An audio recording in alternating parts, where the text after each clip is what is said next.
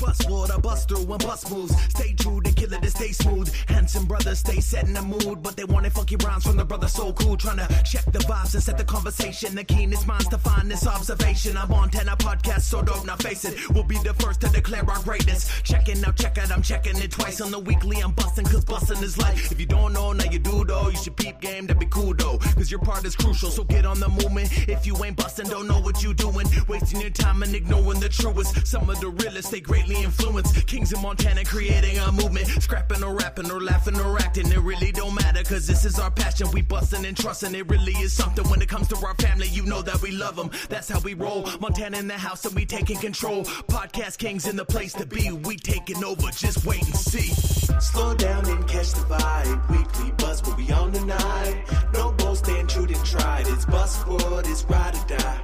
Slow down and catch the vibe. Weekly buzz, but we on tonight. No boasting, true and tried. It's Buzzword, it's ride or die.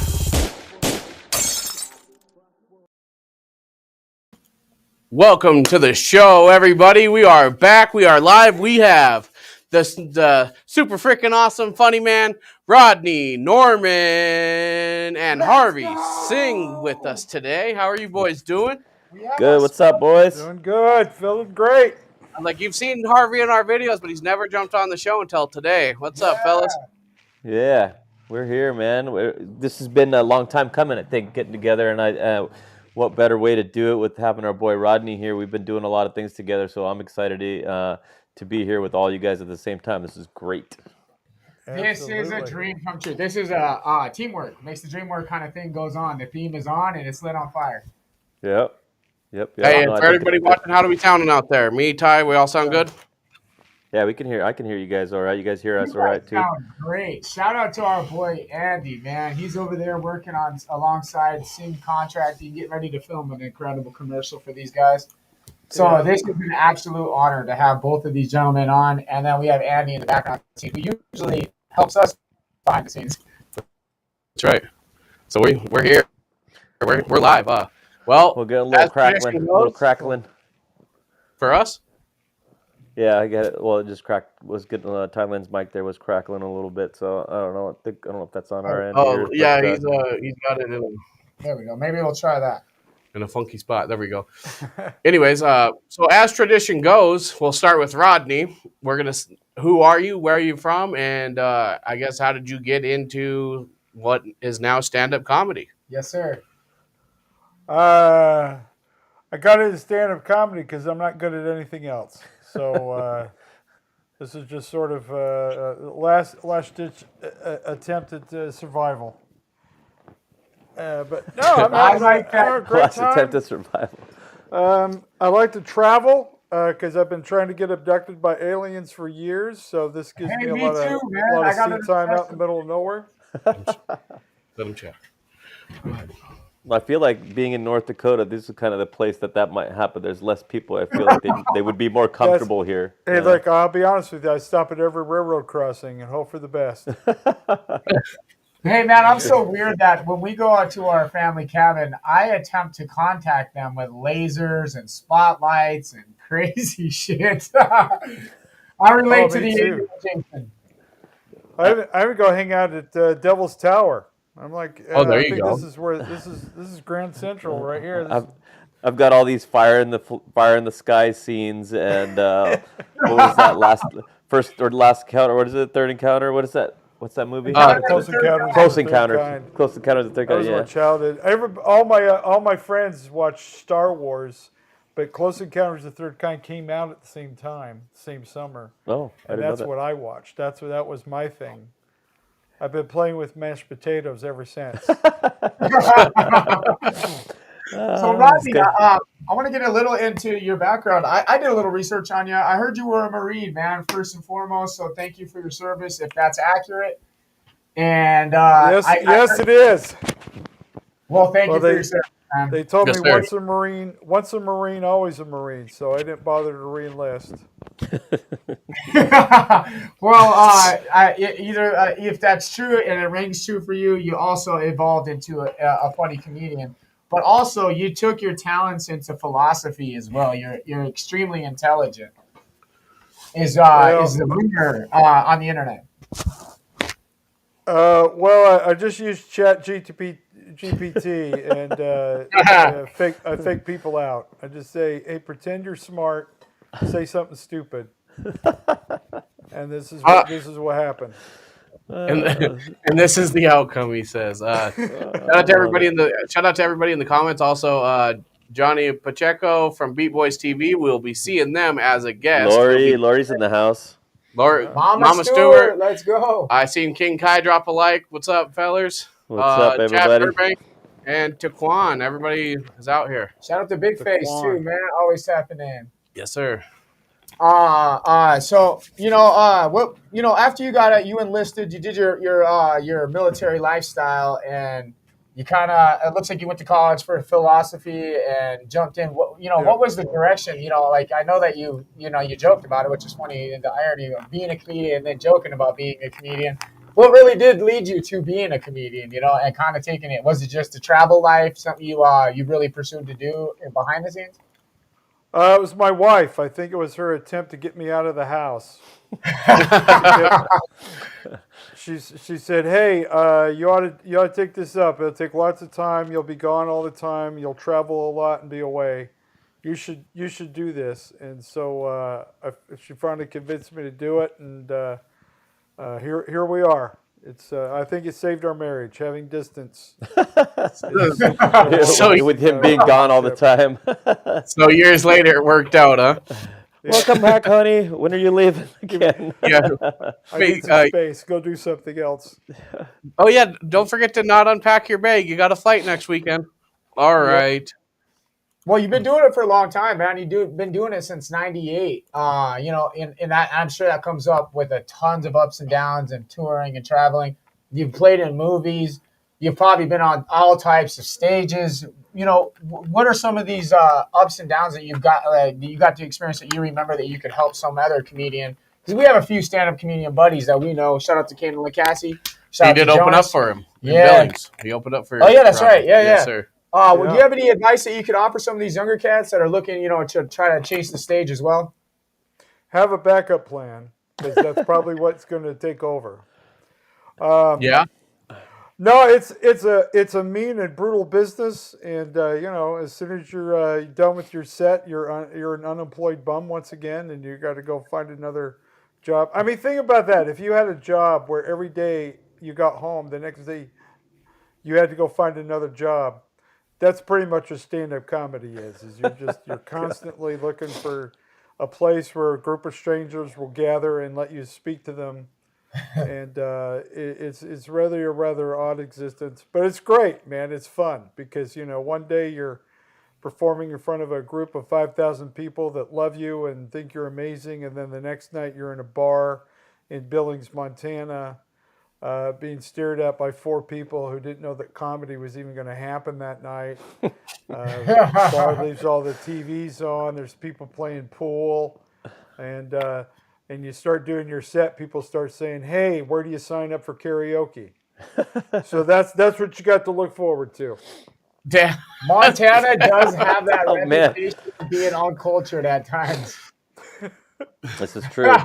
And I've seen that exact scene here in Great Falls, so I know exactly what you're talking about. Because I was one of the 4 people in the crowd. I was like, well, we're here for the ride now, boys. We're trying to change that with the bust and bring more culture so we can be more acceptable to the world. Yeah, definitely some We're a little more culture. Well, more appreciation. Montana's a different monster because it's an entire state of people who hate other people. I hate everybody else. Like we're not people, and the kind of people I'm attracted to are people that don't like people.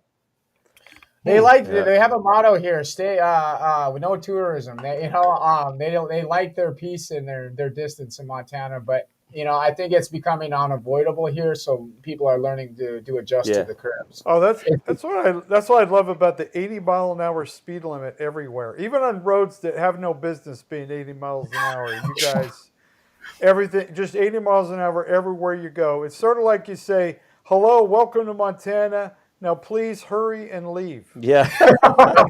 That's right. It's like a That's what it 2-lane is. highway that's super twisty, turny. It's still 80 miles an hour. It don't matter. It's It's like, funny that he says that because, like, I literally just seen a meme where someone took a picture of legit where the border of Idaho and Montana is in the middle of winter, and ours is covered in snow, and Idaho's was straight up plowed, nice, neat. Like the difference between welcome and not welcome. Yes. yeah, we're like, all right, now make it through the pass to come to the other half of the state. Yeah. And that's probably, I know what I probably know exactly what spot that's at. No, but back to the question though. Like you've been on some big stages though. I'm sure you've seen it all, man. You've been around some big rooms. What are some of these memories and some of these experiences that you can pass on to some of these fellas? I remember my absolute worst gig. I'll share that one with you. We were doing a bar. They were just doing comedy for the first time in Vernal, Utah. We drove from Salt Lake, 3 hours to get there. They told us check in with the bar when you get to town. They'll give you the keys to the hotel because apparently the bar was owned by the same people who own the hotel. So we get there, and it's like 10 o'clock in the morning, and the place is packed. There are hundreds of men at this place, and a bunch of buses out front. And what they told us was that they were oil workers from Texas, had come up to work the oil fields up in Vernal, and they had traveled all night and got there, and their reservations for the hotel were messed up. And so they booked this, they got a hold of this bar and say, hey, can we just have them come and hang out there? And they had open bar for them the whole day. Oh no! So here's these oil rig workers from Texas who are tired and they're pissed, and they got open bar for all day. But they told us, hey, the show's going to be at 8 o'clock tonight. These guys will be gone by then. It'll be our regular crowd. It'll be great. So we're like, okay.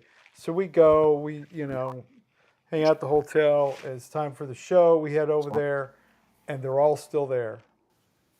So now they've got, several hours to really get worked up and pissed.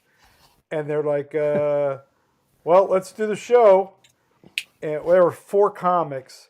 First guy, he's supposed to do 15. The second guy's supposed to do 15. I'm supposed to do a half hour, and the headliner's doing 45 to an hour. That was the plan. First guy does 2 minutes. He bails. Oh, no. Second guy gets up there. He basically gets up there and fakes an injury. He bails. Fakes an injury. The headliner looks at me and says, look, Oh, my ankle! I got a bum knee, man. I need a back anatomy. Yeah. oh, my taint. And so the headliner looks at me and says, Rodney, I need you to do at least a half hour. This, okay. So I go up there and I start doing it.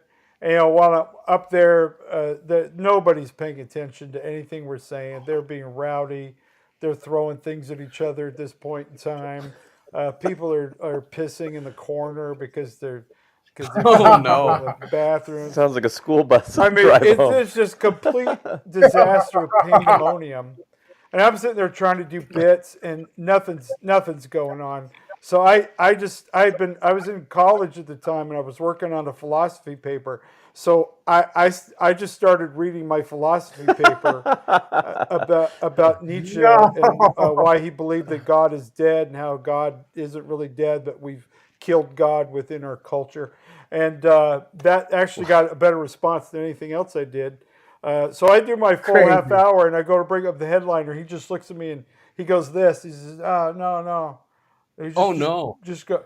So he went and talked to the bartender, and they said they agreed that this was a horrible idea, so they just go ahead and shut the show down. Well, how long have you known this? And he says, just after you got up. And I'm like, why didn't you tell me to get off stage? You made me do a half hour? Oh, So that was fun. Oh, bud. That's bad work right there. The advice I picked up in there, man, is pivot and pull out a study paper, man. When all else fails, man. Yeah, it's like I need to work on my rough draft. Here we go. He said, "How did that sound?" They're like, "No, I'm not going up."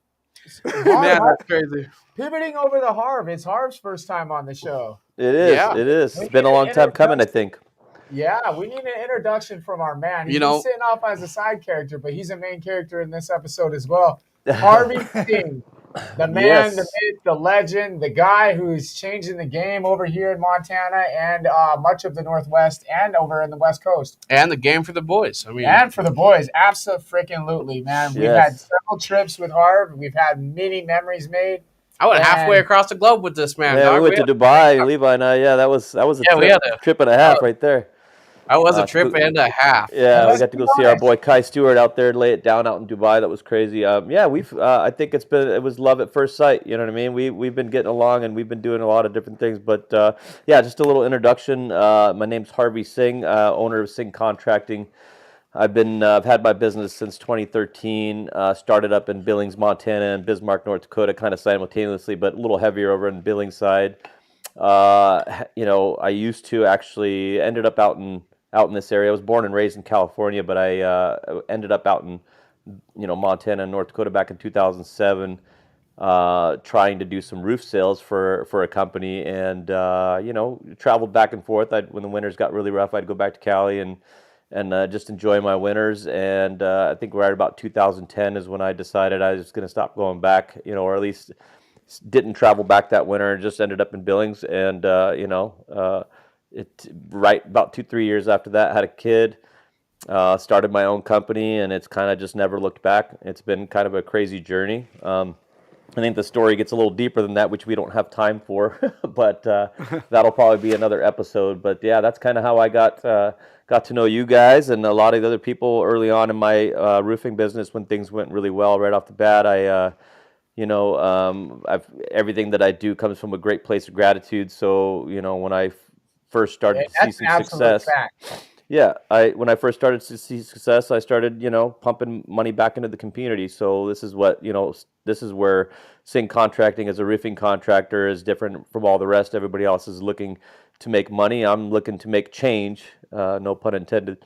But so that's I think giving back has been has been the best thing that's ever I guess led me to all the crazy experiences and all the crazy people. You guys and Rodney, all these things that happen in my life are all about giving back. So it's God's grace, so that's why we're here, and that's how I do my thing. I don't work for money. I work for for progress and change, and for doing things for my community and building family. And I think that's taken me a lot further than what everybody else is doing, trying to make a dollar.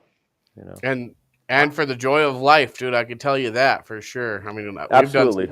We went surfing together for our first time, dude. With dolphins in the rain. With dolphins in the rain in the middle of November, bro. Like when people, you know what I mean? Like I didn't know people still even surfed in November, but we go up. Yeah, shit was craziest. Dude, that was the craziest. That was crazy as sin, bro. Yeah, dude, I think that's what it's all about. It's just all about experience, right? I don't think you could have explained yourself any better. I think the one word that always comes to my mind when I think of you is blessing and experience, because your life just explains the word experience, man. I like that you left out a few key details because you left me a chance to bring them up. This guy's not only a fantastic business operator and a community-based man, he's a wonderful father to a side kick. Every main character needs a sidekick, and his name's Todd, man. He's our homie. He's our dog. He's also a little star himself who's starred in a movie or two.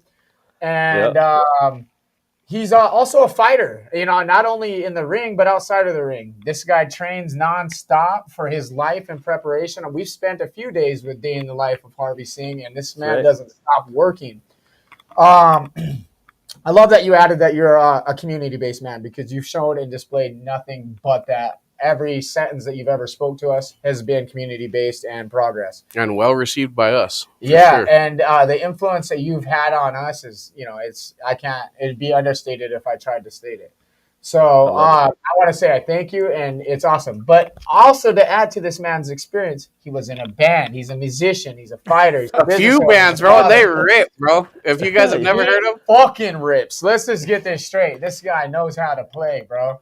he's got him. He's got him on his phone, and he played him for us in the Cybertruck. Just I was like, Yeah, dude, some here old we. school metal. Yeah. Yeah, no, it Yeah, was I good. think life. Yeah, I think I've lived a few different lives, and this is just a continuance of it. So it just keeps getting crazier and more interesting, and that's literally what thinking in a certain way, I guess, is literally what led us up to this moment to literally be sitting next to this man here, right, as well. So that's Yeah. I truly am blessed, and I think it just makes me grow more and more in that direction. It just intensifies the gratitude, and the blessings just keep coming in bigger ways. So yeah, I love it. I love it. I appreciate you guys for sharing that and sharing your guys's experience and life as well, man. It's meant a lot to me. I think we've offered each other a lot. I've learned literally from this whole group right here. I've learned so much, and I think that's what life is all about, man. And I think people get too much caught up in their own selves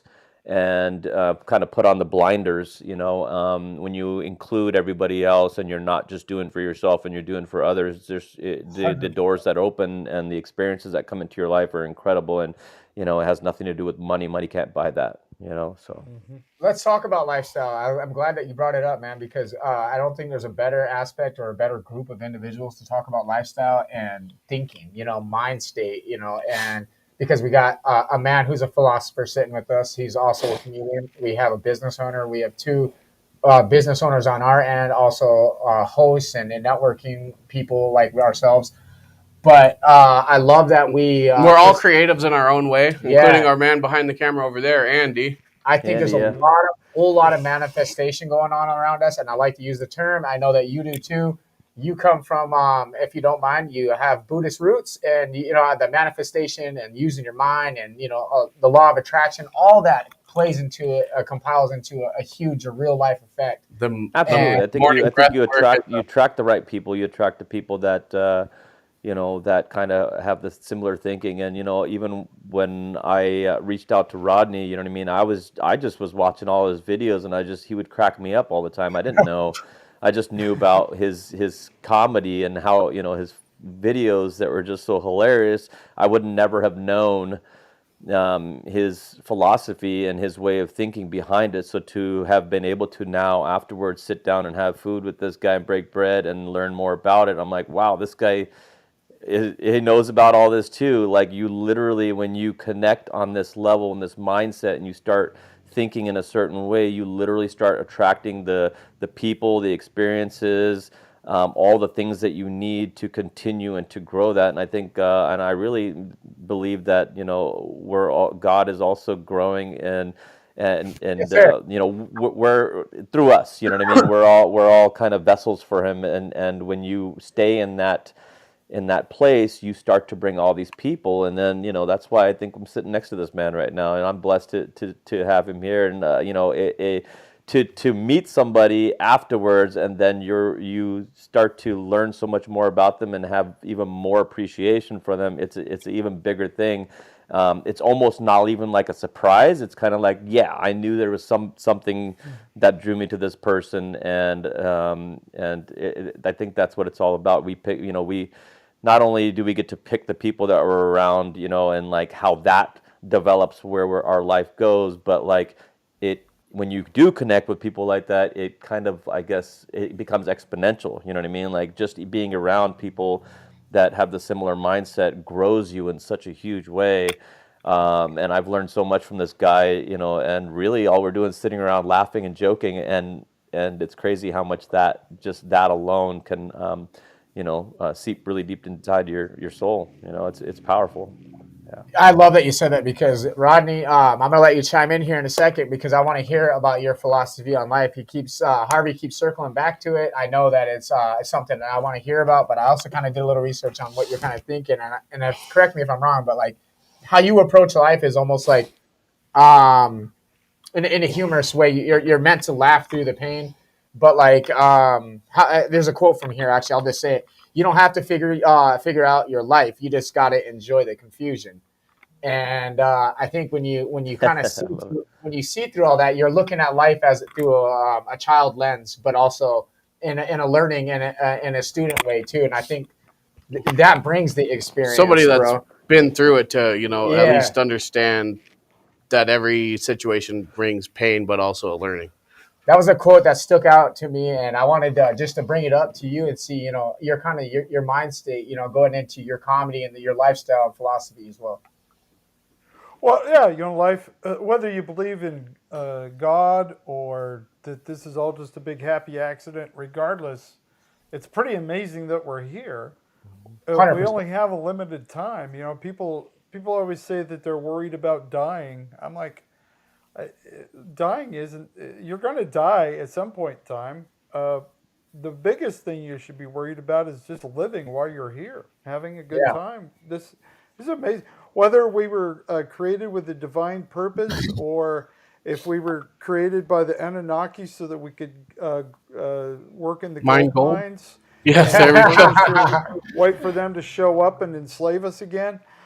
Hey, That's we you should be brought that having a up, good bro. time while we're waiting to be taken over by our overlords. Yeah, We're here. We're here. Let's enjoy ourselves. that's right. So grab the reins and ride on. That's what I feel like. I also, you guys said something that made me think when I was hopping in the car to come here. I read a statement and it said, "Time is the only currency. You have no idea how much you have left. Yep. Like So that. use it while you can." Yep.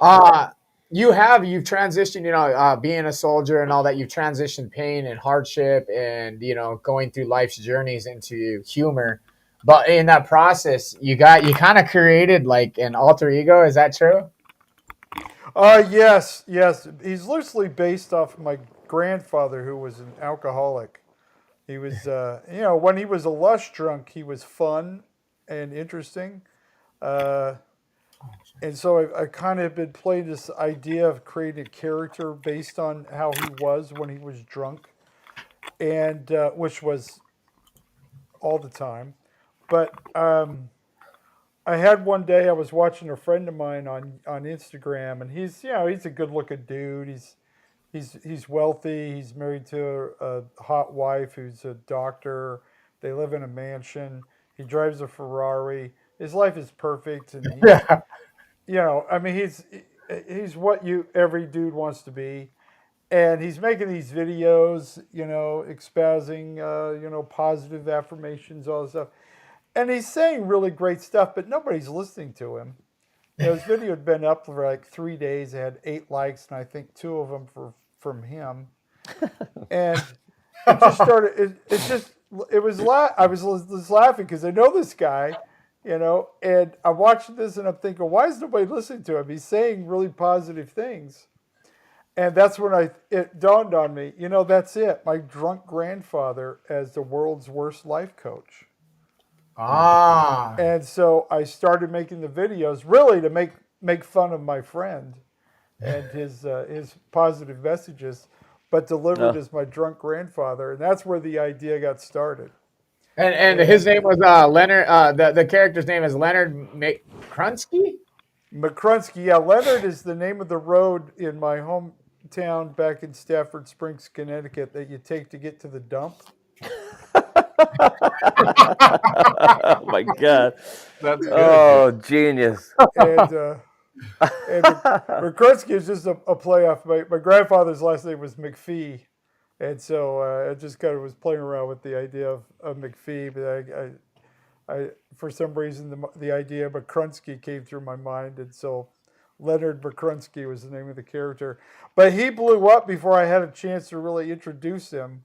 I was still kind of developing the idea, and then the video started taking off. Yeah, it went viral before I had a chance to tell people, hey, this is a character.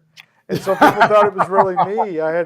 I had therapists contacting me and sending messages, making sure I was getting the proper treatment and taking all your pills.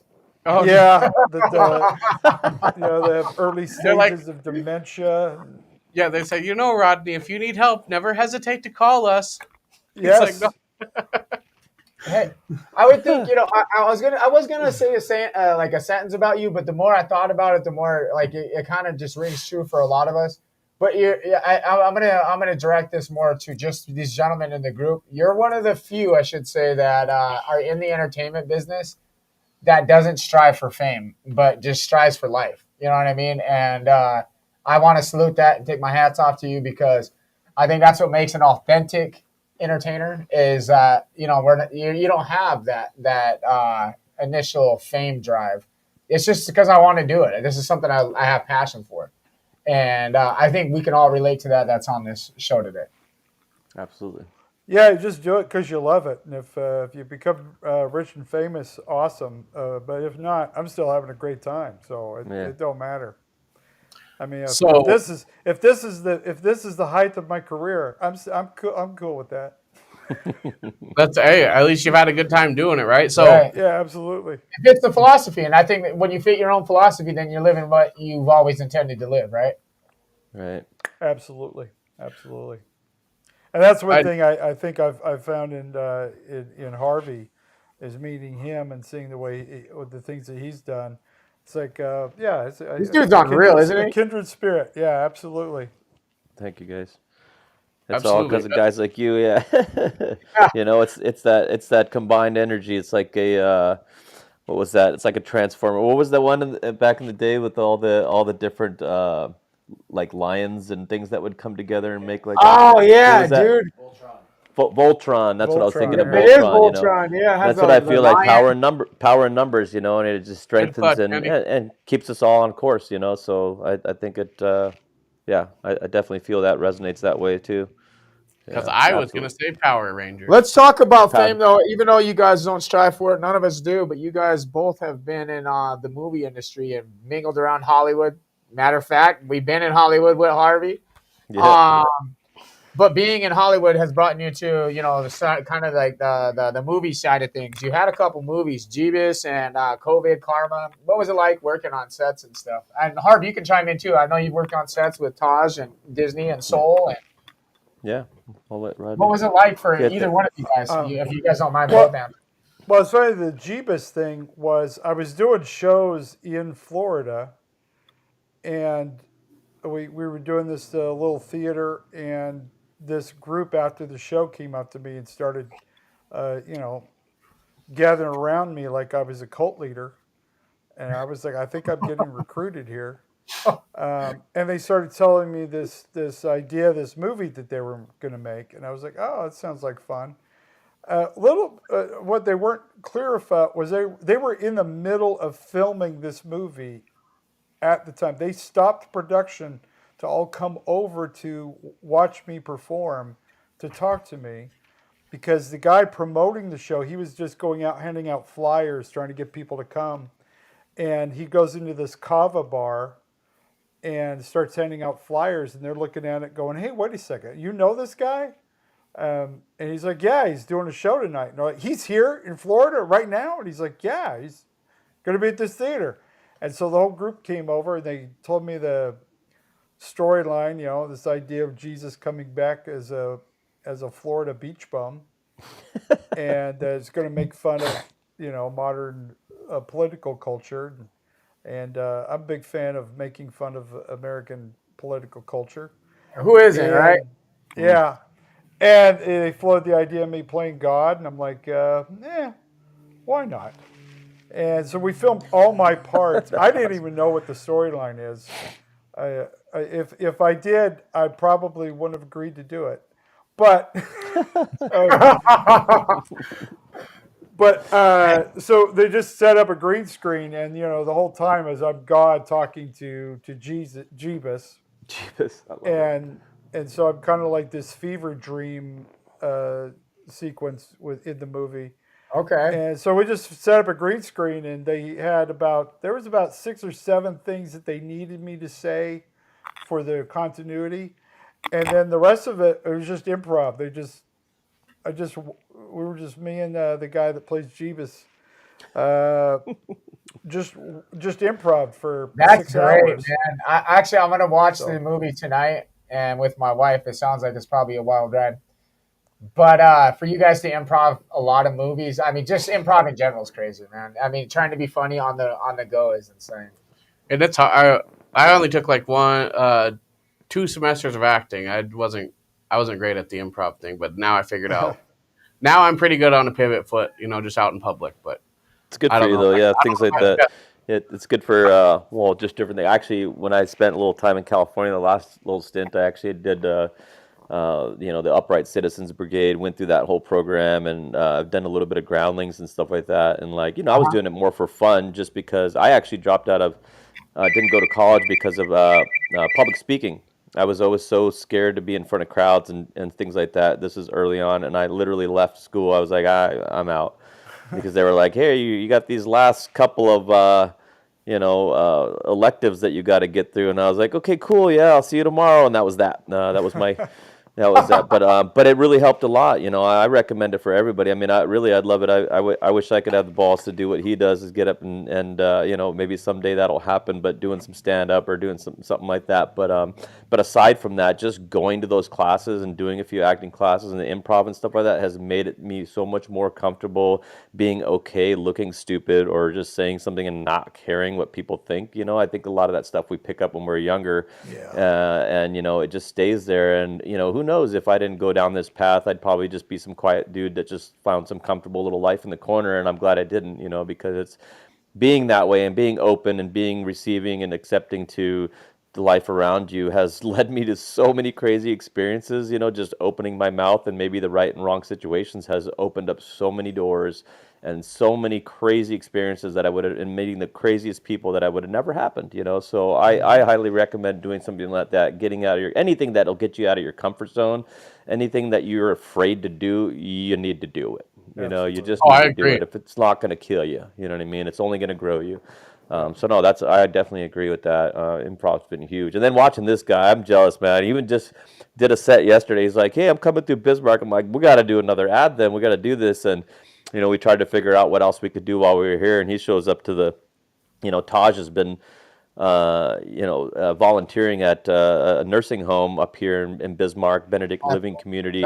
And he basically helps. He hangs out with the residents and makes them happy. They all know him from the commercials and stuff, and he helps some of them back to the rooms and makes some salads and plays bingo with them and all that sort of stuff. So we surprised him and brought Rodney there, and he did a set for all these old folks. And I'm just like, and the first joke he does, he's like, I'm always nervous about coming in here, into a nursing home or whatever, however you worded it, and doing a set because I'm afraid they're not going to let me leave when I'm done. I'm just like, and the whole place is quiet. And I'm just like, oh my God, I'm like so embarrassed for him, hilarious. But yeah, just to see him just crack that and not even bat an eyelash or give a damn about it was just so great. I love it. I just look up to somebody that can have that kind of courage to just get up and without, worrying about whether something's going to hit or not, and just keep doing it, Exactly. There's been a lot of times when I used to play in a metal band and blues band back in the day where we played for the sound guy, and the bartender. They were the only two people in the place, so I remember those being rough times. And to go through something like that and to continue and then be on a bigger stage, that's impressive to me. And that's the kind of thing that drives me, is just conquering fear like that.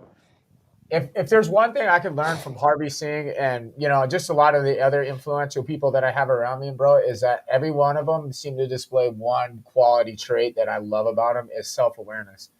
And when you're able to take, your self-inventory and because what struck me, because Harv displays it often, but his courage to say, he's like, if I had the balls to do what this guy does, this guy, you gotta understand, when people like Harvey say things like that, Harvey's a super, super well put individual. He has a lot of abilities, and he was self-observant. He's like, I don't got the confidence to do that, but he does have the confidence to jump in a bare knuckle ring. He does have the confidence to jump on a stage with the fucking rock stars. He does have the confidence to go and land $1 million deal. There's things that people need to take from really influential people, such as like self-inventory and self-awareness, that you can apply to yourself to give you that courage to jump on the fucking stage. To begin. And it all comes from different wording and different angles. Like, even Rodney's videos. I mean, I really highly recommend all of you, if you don't know Rodney's stuff, you've probably seen him scrolling through TikTok or Instagram, or YouTube, all that stuff. But I really invite you to really delve into his videos and go through all his pages and listen to this stuff, because it's hilarious for one, but there's so much to learn from it, and there's so much life experience and so much knowledge in his jokes. So like, you know, it's kind of like it grows you from a humorous side. You know what I mean? It's not somebody standing up. It's not a preacher standing up there and trying to get into your heart. You know what I mean? And telling you things or to scare you into believing something or some. It's like, you know, it's hilarious jokes and a hilarious angle.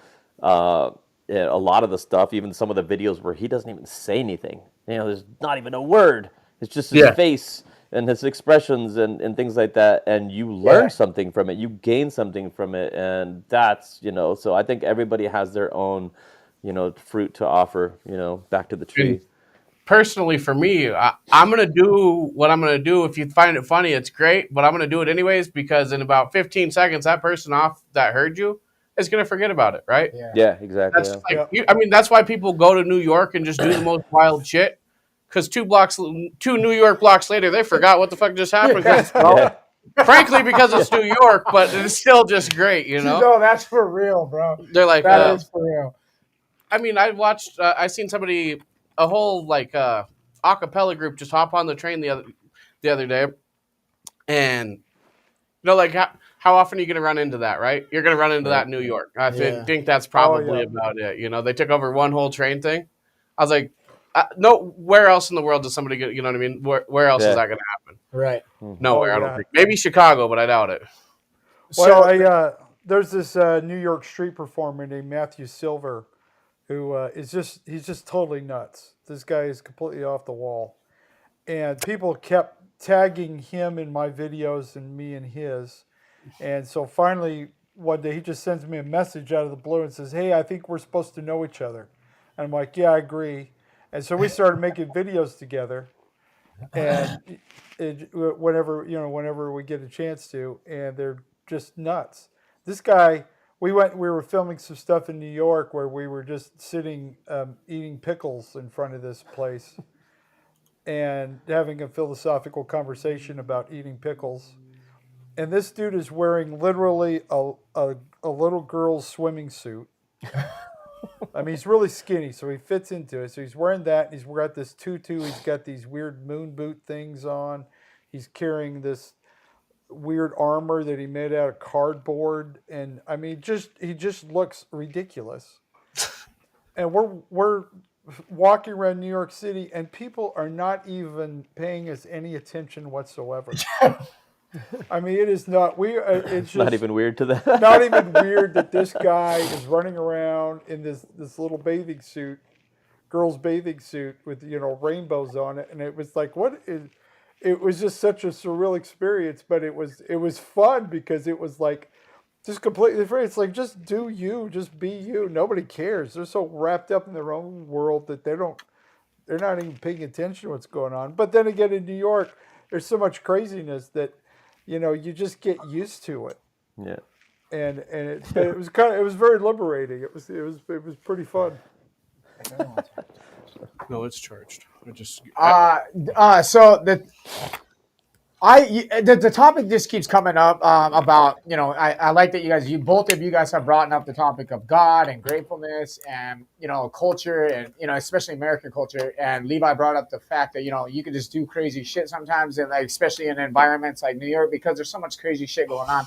But I think this all circles back to something that's been on my mind pretty heavy as of lately, especially in the last few weeks, is one, Harvey, the grateful thing. I think it's so easy when you are kind of centering your life around the existence of God and not verse the other, if not thinking God's real. Because once you realize that God is real, you start to live your life with that gratefulness.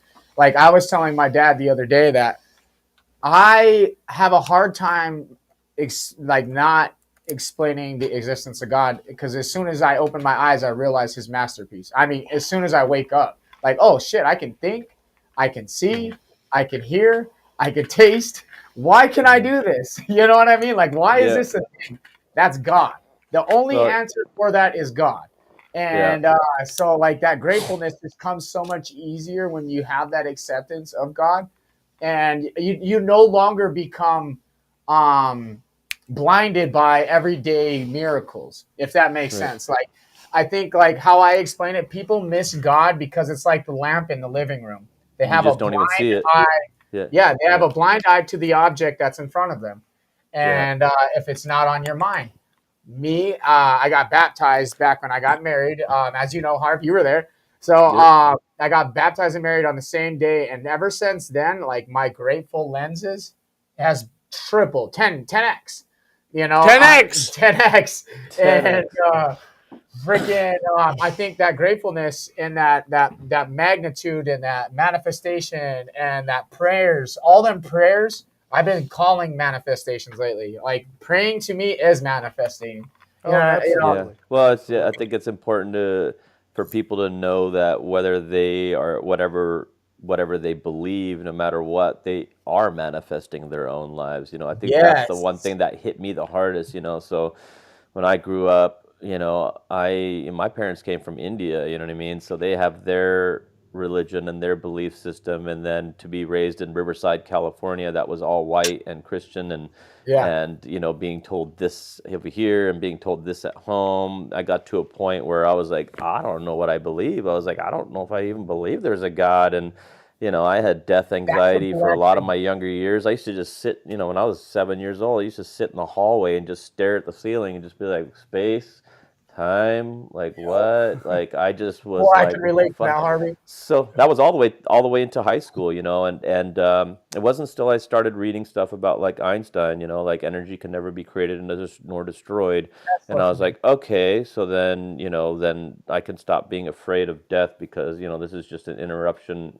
life is just an interruption yeah. in death, and it was a lot of years after that. That was kind of something that gave me comfort at one point, after high school and playing in metal bands and stuff, and just like, but I was always, a quiet person. I didn't like talking to people. I was nervous about big crowds. I couldn't stand in front of talk to people.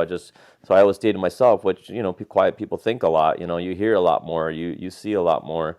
And it wasn't until 2006 that somebody showed me that documentary, The Secret, which talks Yeah, about, you Rhonda know, Barnes. Rhonda Burns, yeah, and that was when I was like, oh shit, and what happened was immediately was I had this immediate uh, maybe 2 weeks of complete remorse after I watched that. And when I realized that everything that happened in my life and every experience and every screw up and every blessing and everything that happened in my life was my fault. So, like, I brought all of that into my life. And so there was a moment of grief, and like, I've wasted so much time, and look at, I could have done this, I could have done that if I knew I was actually directing my life, if I would have had this information. And that was what led me back to God, when I really because then I realized that everybody has their own image or their own name or whatever they want to call God or whatever. We all fight about it, but we're all talking about the same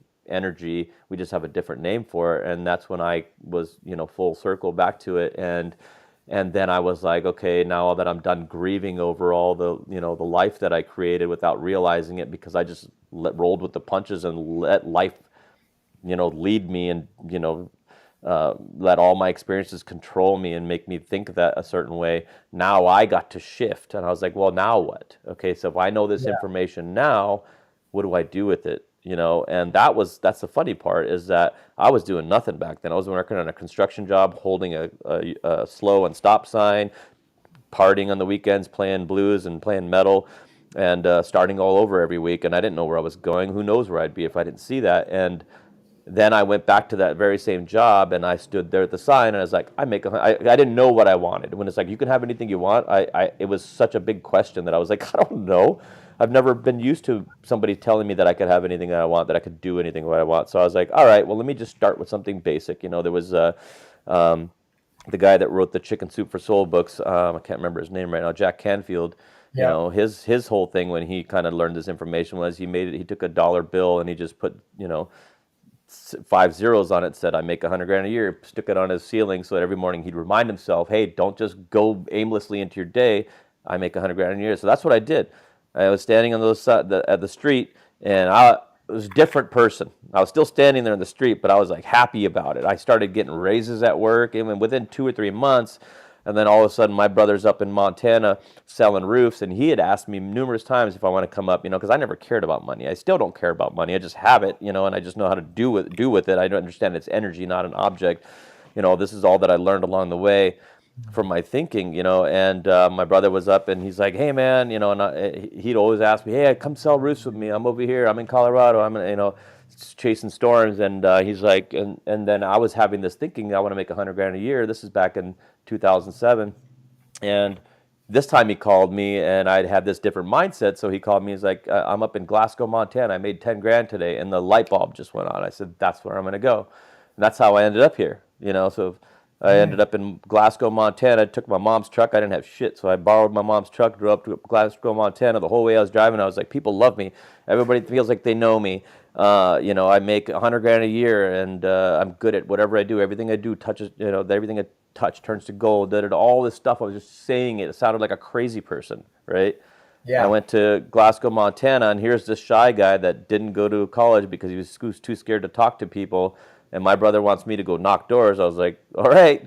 And here we are. He knocks the first door and kind of shows me how he did this thing. And, I started spending time in Glasgow. And my first day of work was 7/7/7. July 7th, 2007 was the first day I started selling roofs. And then within, let's see, that was July. And then basically by September, I had made about $30,000. Now, before that, I was making about $21,000 a year, you know what I mean? And now I just made 30-something thousand dollars in just a few months. And then I was like in my head and going, hey, I didn't make $100,000 yet. So I was like, just shut up. You don't need to know how. The universe knows how. You just shut your mind up. You don't know how, because if you knew how, you'd already done it. So just keep your eye on the prize. And I kept being grateful for something that I didn't even have yet. I was so grateful for making $100,000 a year that I didn't even need to make $100,000 a year. I felt so good. Everybody would, what's crazy? I'm a brown guy in Glasgow, Montana. And one of my main affirmations was, everybody feels like they know me. Everybody likes me. I literally walked to somebody's door and this guy looks at me and says, I feel like I know you from somewhere. And I was just like, like it was eerie. It was like the Twilight Zone. Dude, I was like, okay, this is crazy. Well, then, it keep progressing. September 25th in Fargo, North Dakota, way late in the year where it never hails in September. It hailed, and I made $70,000 between September and November. Jeez! So I ended up making about just short. It was like $96,000 or $97,000 I made from July to November. Now, you explain that to me. You tell me that's a fluke, Right. and ever since I was able to accomplish that, I immediately went back to California because I was still traveling back that time. I was living there still. And I walked into Toyota and I was like, I'm going to sell cars. And I walked in there. I said, I don't know shit about Toyotas, but I'm going to be your best salesman. I worked there 1 month. I was number one in sales out of 25 salesmen. And I was like, holy crap, this was amazing. Big. And then I was like, but I don't like this. So I left. And they're like, no, come back. And I was like, no, I'm going to go do something else that I want to do. But that's how it all started. And then that led me to, this moment right here. And that's just how I think. And now I can't say that I'm perfect about it because there's times, obviously, I forget. We're human beings.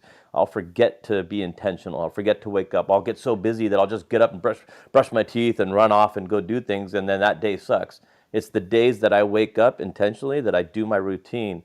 This is why my routines are 2 to 3 hours every morning. I don't talk to anybody. I don't get on my phone. I don't look at social media. I don't even wake my kid up. I don't do anything until I have taken care of myself first, because I'm nothing to anybody or my environment or to my community or my family unless I'm good. Right? So that's the best thing that you can do, I think, as a person. If you want to change the world or you want to do something great, change yourself and everything else will follow, so that's where my philosophy comes from. I second that, Harvey. We showed up to your and this house. guy knows that. That's why I think he's here. And like when I started talking to him, I was just like, holy crap, we're sitting there eating, before we, we went fishing. I think it was before we did our ad. We took him out fishing out near Great Falls. And instantly, we didn't even really talk that much, but I could just feel that this guy knew what I was talking about, you know what I mean? And we didn't even really I think this is the first time we probably even started talking about this, but I get it. This guy, operates that way. And now I constantly bring these people into my life. They come into my life that help support that way of thinking, and the more people I meet that way, the more people that I work with, Kai Stewart, Tommy McMillan. I shouldn't mention them too close together. I know they don't like each other, but look at the amazing things they're doing. Shane Fichter is another fighter. I get really drawn to fighters because something that I wanted to do back in the day was too scared to do. But it's also, a fighter's mindset is something very special. They're doing something that's crazier. So that's why you see me sponsoring a lot of fighters and things like that. But it's always people that are doing something, that are believing in themselves, doing something scary, doing something big. When you start to think that way about yourself, you'll bring so many blessings into your life, and part of that is people that will support your way of thinking and help you expand that some more. And just your routine when you were living at 10,000 residents, man, that was top tier, because Intense. Yeah. And I was glad to actually just be part of it that day. You know what I mean? We got there. We didn't go to bed till like 2, but you're like, I'm getting up at 5. I was like, 100%. I slept in the whole time. I was like, I'm right there with you. Let's get it on, dog. And we did it. And I was like, holy shit. I was like, every day I see how this works, man. I was like, he's an animal, man. Everything that I just heard from Harvey just now, it revolves right back to what I was saying earlier. First thing he started with was accountability. That is self-awareness. That is the exact self-inventory I'm talking about. The whole time that you spoke, it was self-inventory. And not only that, you have the memory of an elephant, down to the day, down to the dollar, down to the time. You know what I mean? And that just doesn't happen unless you're taking self and moral inventory and thinking progressively all the time. Absolutely. And that's the only way it's done. That's the only way you get real progress, is to take that self-inventory and to know yourself so well that you are accountable for your actions, including good or bad. That is what I just got out of it. I'd be curious to hear kind of like how you arrived to kind of your philosophy. Like, I mean, what was your background and upbringing, like, Rodney? Like, where, you know what I mean? Like, what did your parents believe? Like, who would you credit, or what would you credit to kind of your thinking? A lot of it is, my grandfather, my grandparents were a big influence, but my mother probably more than anyone, because she always raised us, she's with this attitude of, there are other people who are more fortunate, who've come into this world with more money and everything, but that's not going to get you anywhere feeling sorry for yourself for not having what they have. Right. She always, emphasized the idea. It's like, well, this is life. This is what you got. You just deal with it. You make the best of it.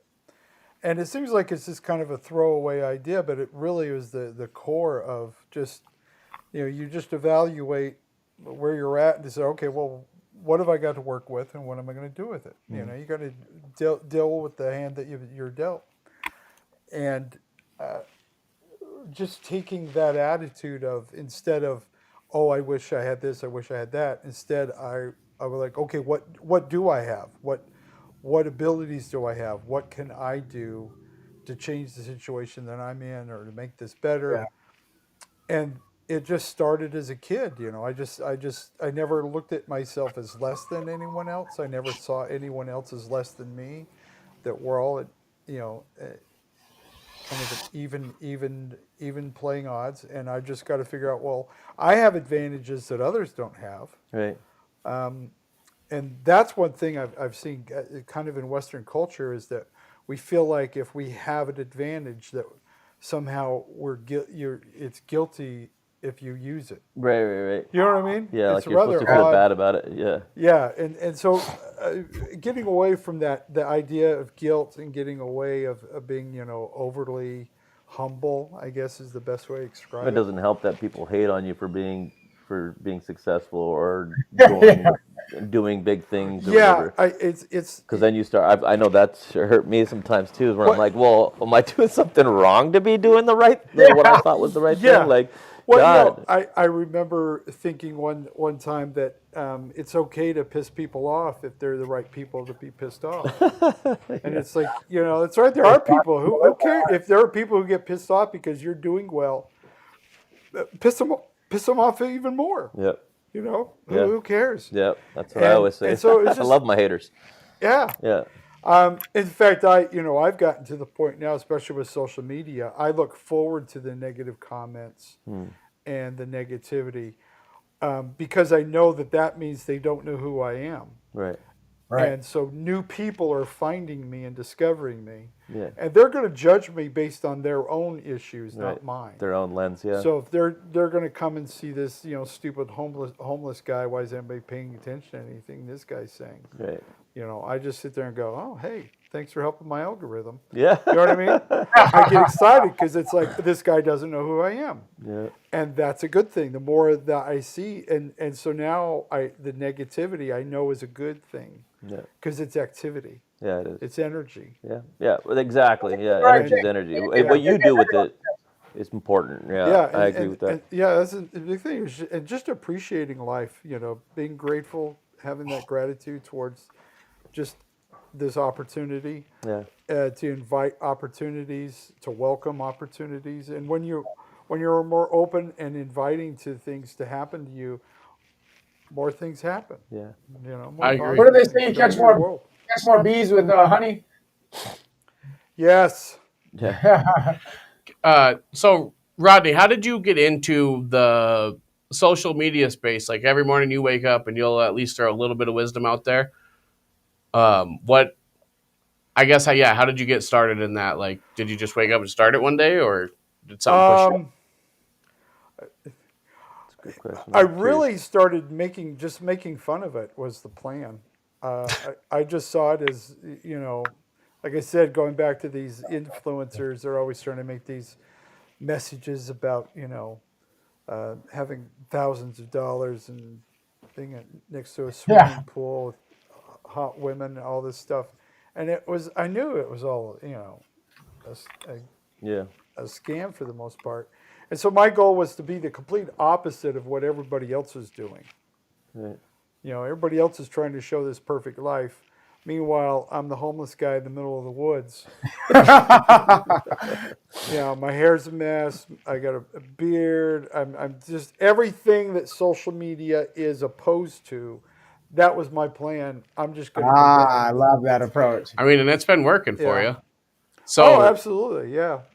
right? I mean, obviously that's how Harvey found you, right? Bro, and he's been everywhere. Look at his random videos. He's always in some random. Yeah, he's always some other place. I love it.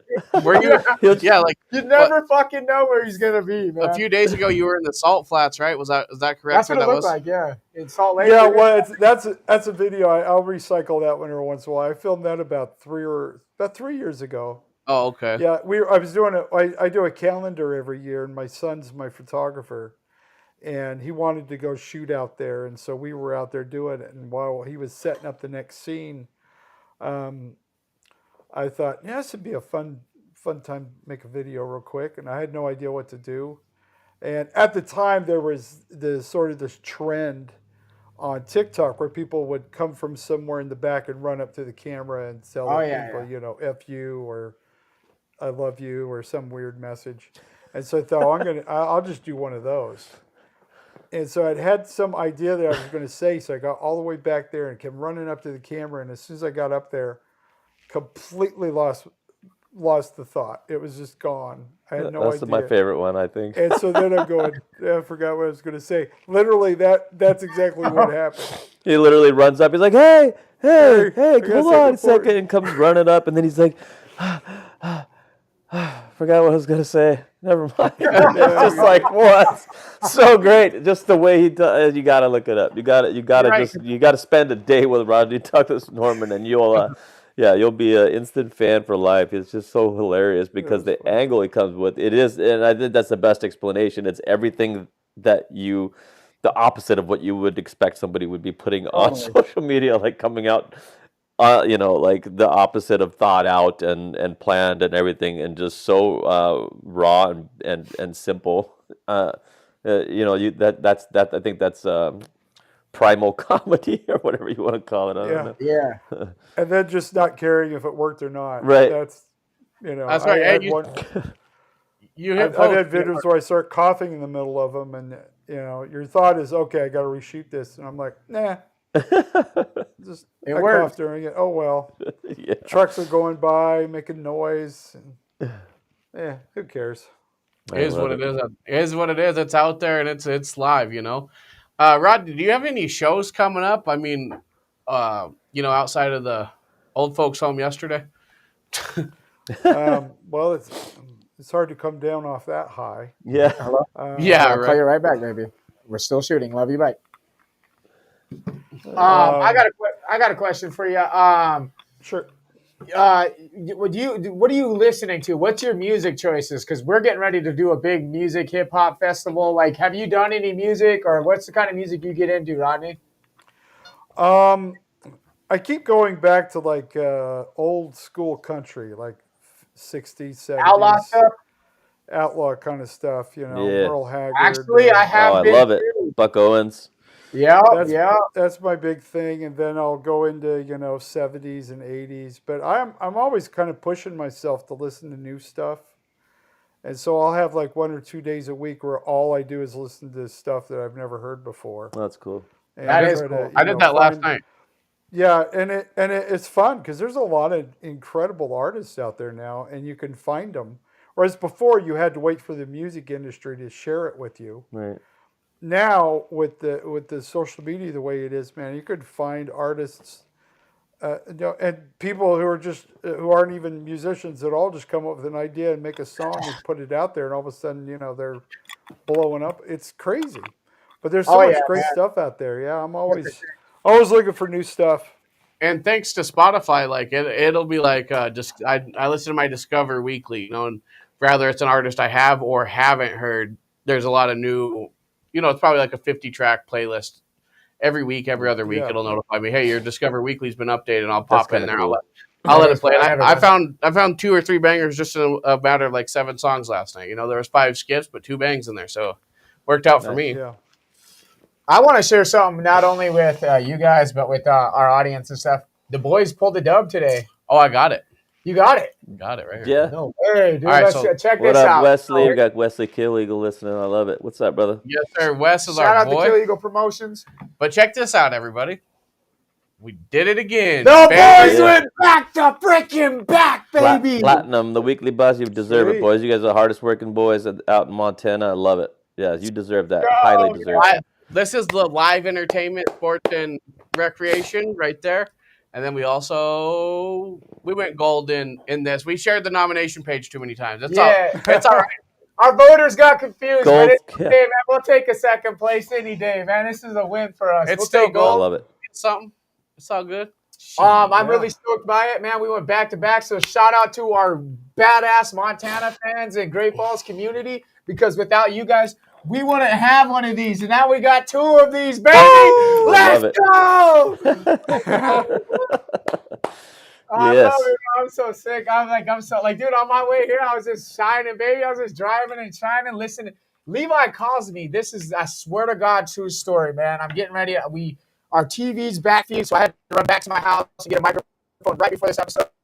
I'm taking the kids back to my house. I got on By Choice of my son, Back to Back by Drake. And I'm sitting there listening. Levi calls me. He's like, yo, dude, did you see what I sent you? I said, no. He's like, we did it. And I was like, okay, what do you mean? He's like, check it out. I looked down. Your mic's cut a little bit.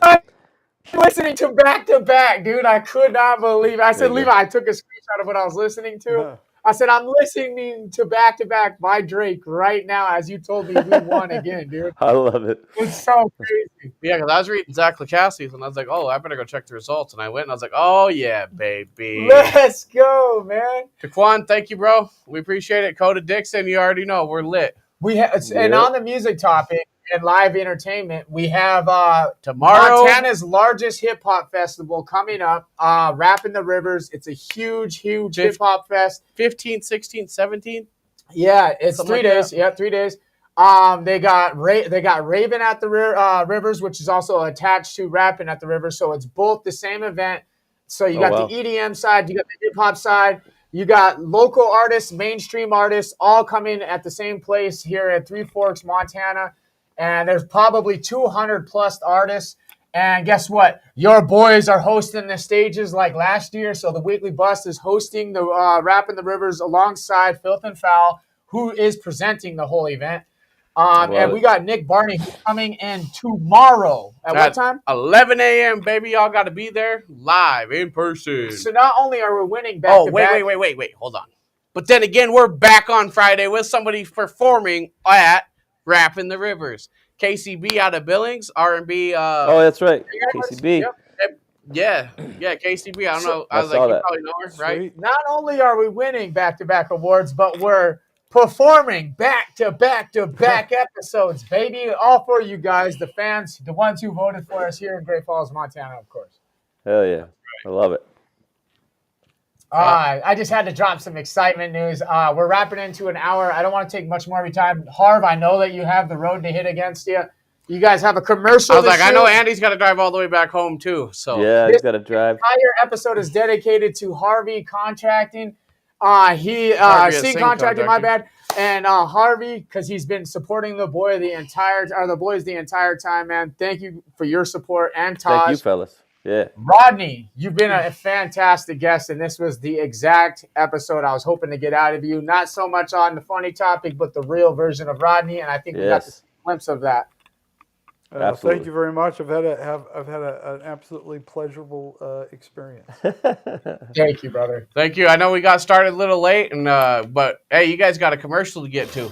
Yeah, we got to shoot a little commercials, so keep your guys' eyes out for that. And we love you, boys. Thank you for this opportunity, letting us hang out with you guys, and thank you to everybody out there that's listening. I hope if you haven't checked out Rodney, I would hope you go and look him up, whether it's YouTube, Instagram, Facebook, TikTok, whatever. Go look up Rodney Norman or Rodney Douglas Norman, and please give him some likes, give him some views. I guarantee you it'll brighten your day. Anytime I'm like feeling off, I'm like, I better go see what Rodney's doing right now, and it's like, boom, I'm better.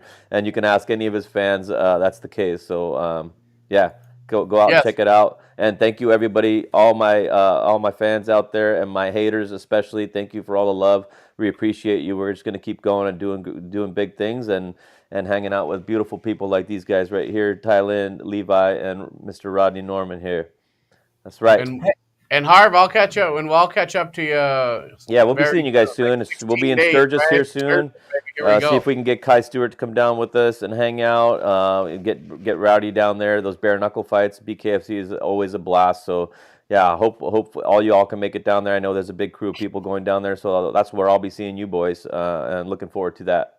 That's right. And I just want to a side note, just a shout out to Zach and Miranda. I'll see everybody that's going to that wedding this Saturday. Congratulations to those both guys. Yeah. And also a super big shout out to our boy Andy Selton. He's back there backstage. Yeah, Andy, thank you so much, brother. We appreciate you.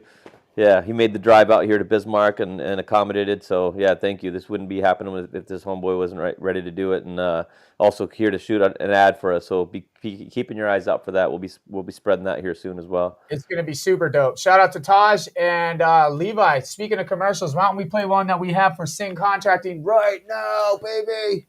How about one that we have with Rodney right now?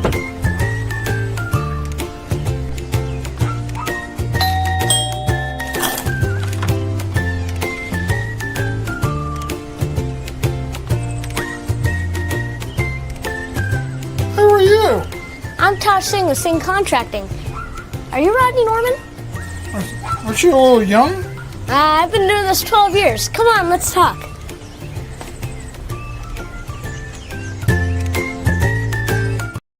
Yeah, baby. That's a favorite. It's a crowd favorite. I love it. I love it too. And that's the refined version. There is a longer one. Yeah, check out, if you go up and look up Sing Contracting on Facebook or Instagram, you can find the longer version. It's a little better because these guys rip on each other at the second half of it. So so definitely check out the long form. It's a lot of fun. He's been doing this for a long 12 years. The kid's a vet. He really has been doing it for 12 years. That's the beauty of it. Yes. Right. I'm going to play a few more ads, and we're going to get out of here. I want it. Love you, boys. Oh, hell yeah. Anyways, boys, we fucking love you guys. Harvey, especially Taj and Andy. Rodney, we'll get to love you as well. I can't wait to meet you in person, brother. Yeah. Thank you very much. Your presence and your energy was a blessing to the show, and I'm super grateful for your time. Yeah, absolutely. Absolute joy, my friends. And Thanks, fellas. I hope you guys have a good rest of the afternoon, and we'll see y'all around. for Yes, sure. See sir. y'all Yes, soon. sir. Much love. Go Peace see- out. Go see What's what up, Peace I out, do. boys. Peace. And thanks for tuning in.